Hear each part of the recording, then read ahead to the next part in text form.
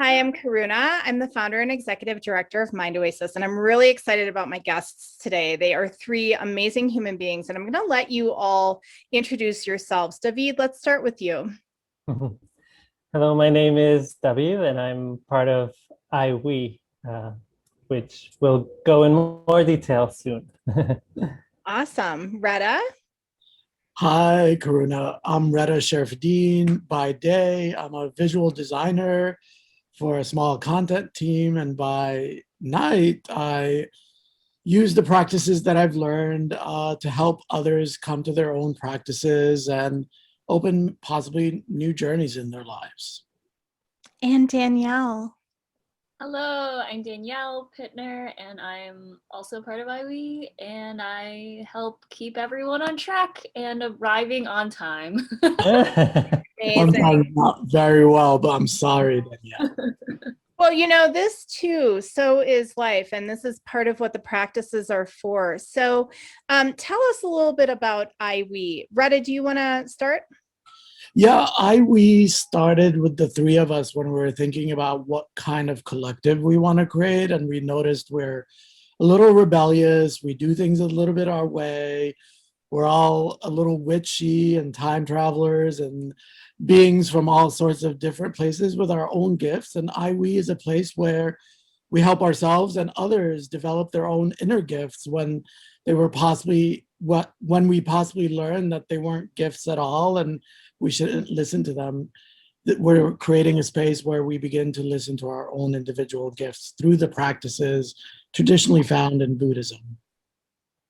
You know what I love about that is I'm in the middle of writing a book called Letters to My 10-Year-Old Self. And it's around the age of 10 that things changed in my life. Things felt very solid and welcoming and lovely and warm up until then. And then things happened, like my parents got a divorce and I moved. And it's actually, interestingly, very common for that age to experience a bit of a trauma or a big trauma. And those gifts that you just mentioned become maybe it's a perception, or maybe it's actually something that happens, but those gifts perhaps aren't as appreciated anymore. Can you talk a little bit about when you say witchy or time travel or just that idea about the gifts that we have, that we come to the world with, and then there's something that happens, and then at some age we say, screw this, and we re-embrace those gifts. Can you talk about the gifts a little bit? I can, for sure. I think we do lose them. And I think we also think that there's only one kind of gift that we can contribute to the world. And what I'd love about, exactly, like things that are quantifiable. But what I love about this team is we all balance each other through our various gifts. And we all are nudging each other to actually allow a light to shine on those gifts. For example, I'm going to say, Danielle will mention her awkwardness quite a bit, which I think under that, there's a beautiful gift that allows people to feel comfortable with themselves. And we're all, excuse me, just tapping into, like David is an incredibly sensitive human being, which to me is like a person who is sensitive about others as well as himself. And he's a powerful empath. And those things like being sensitive or awkward, we're told as children that we should be a little bit more extroverted and a little bit more aggressive or more succinct. But what we're doing, and you can hear me, I'm a little bit succinct, so that's not where my gifts necessarily lie, but maybe Danielle and David will reveal what my gift is in the same way that I have them. Okay, now we have to compliment Reda. I'm just kidding. That wasn't awkward at all.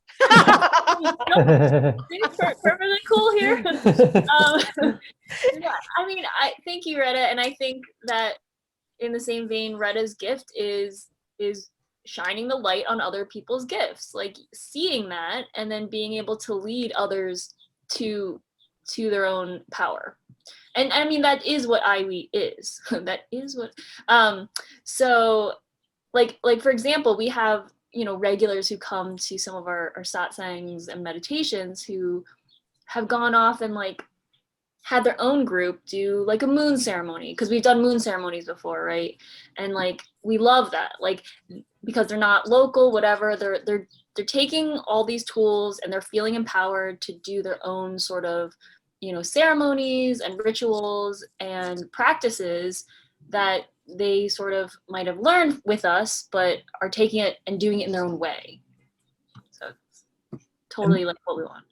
And collectively as I think what we all have, the three of us have in common, is our ability to take what is existential, mystical, and give it a little bit of a practical spin that anybody could approach. One of my favorite lines I think we've all come up with and we all align with is, rituals are everyday routines, mundane or otherwise, imbued with magical thinking. And that's roughly it, right? That's the one. Okay. So I love that it's about what you imbue on the regular. Hell yeah. I mean, what else is there really? Like most of the day, we're just taking care of our feeble bodies. Right? We have to like drink and we have to eat and we have to take care of our bodies. Like we spend a lot of time literally just keeping ourselves safe and sound. Right? Yes. Something I may have missed the last time we met was how do people find we? So if folks wanted to come and sit in satsang with y'all, etc., how would they find you? We just launched a landing page. It's i-we.space. Awesome. I-we.space. I love it. Okay. So I-we.space is collaborating with Mind Oasis, which is amazing. And so on the 6th of June, we're offering a little mini workshop, and these minis are free for anyone to join. You can go to mindoasis.org and then just hit the Learn tab and you scroll down and you'll see Reda's face currently. And it's called The Chants of the Chakras with Reda and company. So why don't we talk a little bit about what that workshop will look like, especially for people who might be like, chants? I don't know. I'm not sure I want to chant. So talk a little bit about the workshop and what you envision. They're just 30 minutes. So it'll be just a little sneak peek into your lives. Yeah, I think partly it's to get to know us a little bit and see our faces and how we approach. But I also wasn't sure about chants, and I can't sing to save my life. And there's sounds that I can't make that other people can. David has a gorgeous voice that we're still nudging to use, but I don't think he's there yet. But he might be that day. But what I love about chanting is it vibrates the liquids of the body, and I'm walking around and I'm just doing the sound, and it just feels like the way a dog shakes themselves after a weird confrontation with another dog, like through leash aggression. And the chakras all have their unique sounds, and I love engaging them, but in a very practical way. If you go around like chanting to yourself when you're feeling stressful, you could feel yourself like really shake things off. Yeah. Danielle, you cracked up for a second there. Tell us. Oh no, I'm just picturing people walking around chanting to themselves and how not weird that will look. It made me think that every time I pass construction, it's a stressful experience for me. And I always do this like humming thing, but more to block the noise from my ears. I literally just thought of this while you're talking, Reda. And I was like, wow, I'm doing it without even, like, we're naturally inclined to do these things. So it's cool. Yes. And I guess speaking again to the childhood gifts and all this natural things that we do as babies and kids, like babies babble to lure themselves, maybe because the mother is singing, and maybe as they're in the womb, they hear all these humming sounds. So yeah, it could be very centering and grounding. As someone who talks to herself, but see, I'm really fortunate because I'm not in the city. You all are in the city. I don't know if we mentioned that, but you're all in the New York City area. But I live in the mountains. And so I have this really beautiful opportunity where I can talk to myself or make sounds like a chant, or even just something soothing. And the only people who judge me are like squirrels and birds. But it's funny because when I go into town, I actually have to kind of check myself because I sort of sometimes look like that woman who is like walking around and talking to herself. But I think it's because it is soothing. Totally. And by the way, squirrels are very judgy. So I would. I've heard they're super judgy McJudgy hands. And in the city, everybody's talking to themselves anyway. So the crazy doesn't quite appear as. It reminds me of the first time I was in the produce section. A woman was talking to the bananas, and I really was like, wow, she's bananas. But then I realized, no, she had really small AirPods in, but it was the first time I'd ever seen AirPods. It was this new experience, and she was actually talking to someone on the phone, not the bananas. So this is a little precursor to chakras in the 21st century. What are chakras? Why in the 21st century? Why would we care? What are we going to do? How are we going to hang out with you for these 3 weeks? Or 3 sessions over 3 weeks? For me, chakras are like the mixing boards of the body, and they are connected to our psychological states, our physical state, and our spiritual state. And having the ability to balance them, maneuver them, turn the knobs on them in these like pressure points in our spinal system and our central nervous system will create harmony in our lives. So the reason I call it a little bit in the 21st century, because we're bringing a very practical nature to it. Like one of the fun things we do is like, we look at YouTube videos of Miranda Priestly from Devil Wears Prada, and we talk about what her chakras are doing. And then we also are using very practical techniques to activate or deactivate some chakras. I mean, some things that most people don't know is like your chakra could be too open, not just too closed. And how they interact with each other is also incredibly important. Like sometimes you want your root chakra to be incredibly open, while your sacral one to be slightly more closed, so that way you could balance the two, depending on the scenario of the events. Are you all qualified to do this? What's your qualifications? You call it. David, do you want to talk about your background? Who Yeah, you studied with and what you've studied? Yeah, so my background, I studied a yoga teacher training, which was a collaboration between the Three Jewels and Sarva Yoga School, which is now Vessel, which is led by Michael Hewitt.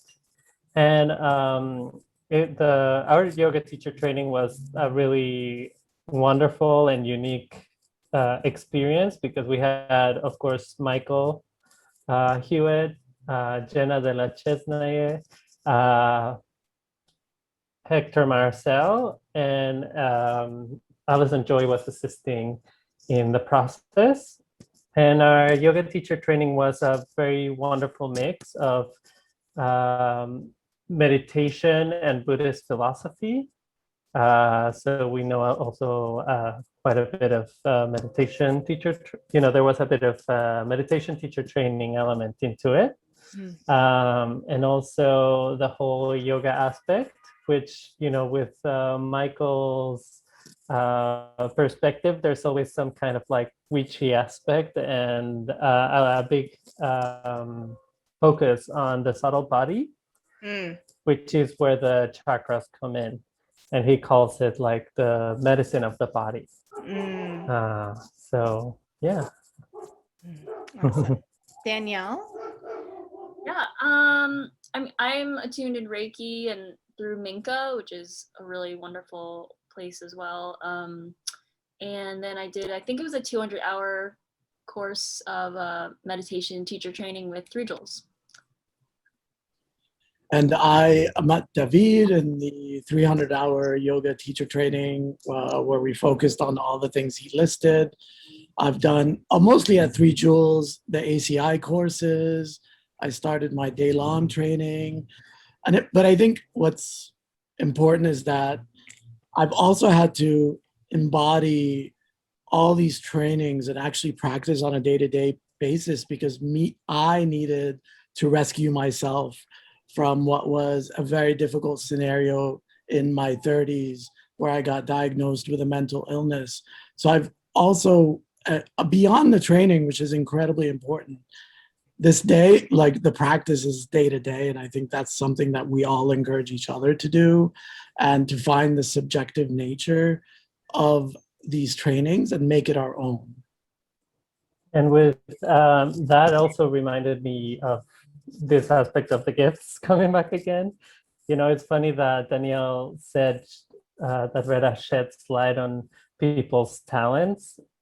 And when I first thought of like his gift, I thought of darkness, because from the darkness that he's experienced, he's also has a wonderful sense of humor that kind of also paints over this whole difficult situations that we can face in life, you know? So yeah, it's, people should expect a workshop that it's, you know, it's talks about the chakras. It can get a little woo-woo, but you know, it's really painted with a brush of reality and practical situations that we can use in our 21st century.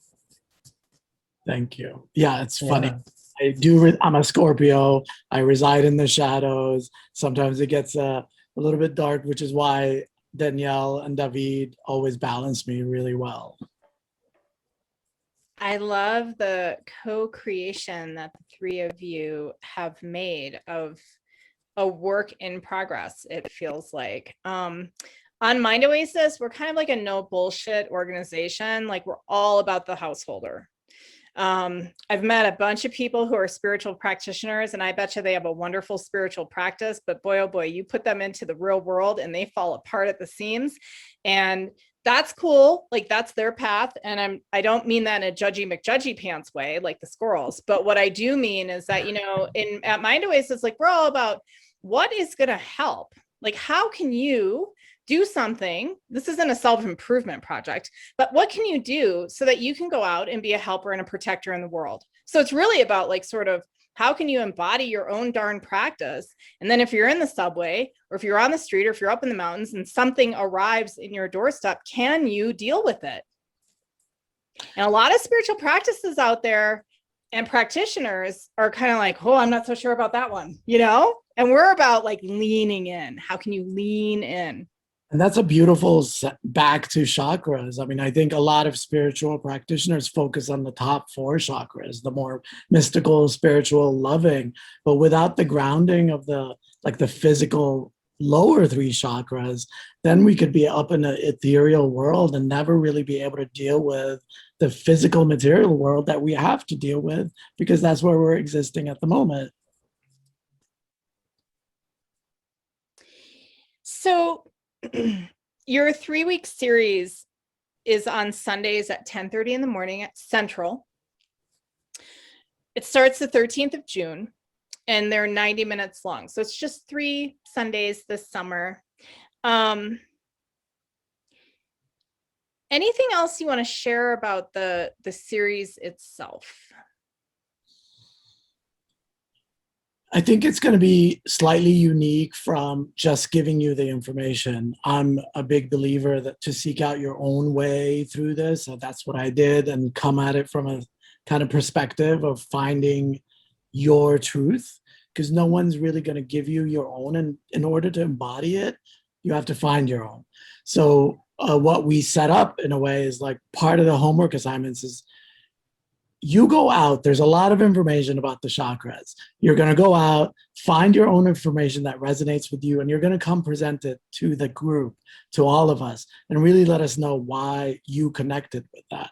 And then we'll support it with like some of the history, some of the chanting, what are the deities that are connected, some from exercises like bringing Devil Wears Prada to the whole thing, and figure out like what's going on with some archetypes, chakras. Did I miss anything, Danielle, David? Well, I would say that also in our collaboration, I've been focusing a little more in the design aspect of IWE. So in Reda's collaboration, I've been focusing in the visual language. This meaning, like Reda is going to share, he's going to explain the traditional information that we can find in chakras, but it's also how he views the chakras, and we've in a way modernized the chakras visual language in order to bring it again into a more contemporary light, and so that people are not afraid to experience their own relationship to the chakras. Yeah, there will be cool design, stuff about chakras, and definitely some cool jokes. Yes. To sum it up. Just to sum it up. Something tells me there will be no laughter, right? There will be plenty of laughter. But I had to say it in the Tibetan Buddhist way of the negative and the negative. Yes. Okay, so here we go. David, I like to get to the tea and the talk and the truth on my meditation happy hour with Karuna. So we haven't gotten to your truth. What's your truth? I would say my truth is connection. Like since I was a kid, I feel that it's so easy for me to distract myself with everyday life, and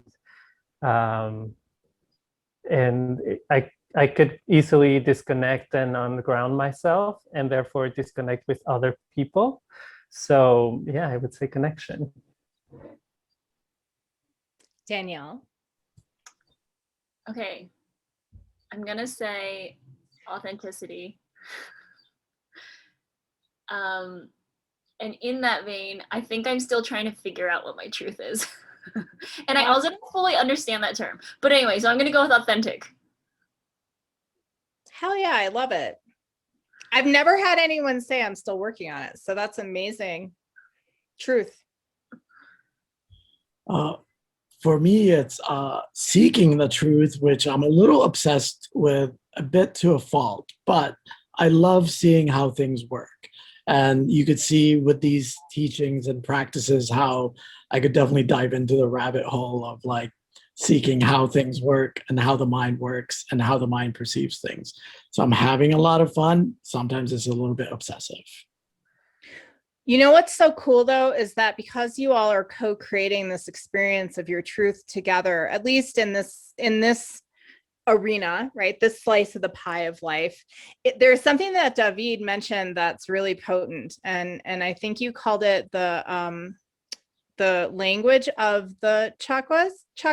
Is that what am I saying it right? Sorry, mute buttons case. Yes, I mentioned a visual language of the chakras. The visual language. We'll share. Yeah. Yes. So here's what's so cool. Right. If you're a Buddha head like me, we get really wrapped up in like the words and the visualizations and the mantras and like all the stuff, like all the tradition, the lineage, all of it. Right. But there's something amazing when you come to a place of visual language, because it actually forces you to shut up and to feel. And the feeling in the body, especially around the chakras, can be so transformative. Yes. Yes. Yeah. I mean, I linking with the truth question that you were asking, I feel that I can so easily get in my head, especially when there's a lot of heavy information that this information that you have to live, but in the process and as you're learning it, you try to intellectualize it. So sometimes visual information and graphics are much easier to digest and embody those elements that we're trying to learn. So yeah, and as we're saying this, I'm getting inspired to possibly add that as part of the exercises and ask people to draw some of the chakras and maybe simplify it in their own way. Because as David and I have been exercising and digging deep on all the visual language, I could feel it impacting my state of being, like as if there's information that I'm absorbing in different way than just the intellectual and the words. Mm-hmm. Yeah, and we're also wordy. Do we need any more words, really? I mean, look at the number of words that we just have to get through in a day. But how Yeah. beautiful to have other sorts of symbolism that we can use, right? I think that's maybe one of the powers of the chakras. Like you can't cut yourself open and find them, and yet we know we can attune to them if we place our attention there. It's really beautiful. It's beyond words, right? Gate. Yeah. Okay, so chakras in the 21st century with these beautiful beings. It starts on the 13th of June. It's a 3-week series. You have to do it because they're all amazing beings. You go to mindoasis.org and you'll see a learn tab, and you just scroll down, and then the prefix or the precursor is a mini workshop on chanting in the chakras, and that's on the 6th of June, which is coming up soon. Y'all, I love you so much. Thank you so much for being guests with me on Meditation Happy Hour, Tea Talk and Truth with Karuna. Thank you, Karuna. I hope we get to spill some tea again with the squirrel friends. You bet. Yes, please. Thank you, Karuna. Yes, Thank thank you. you so much.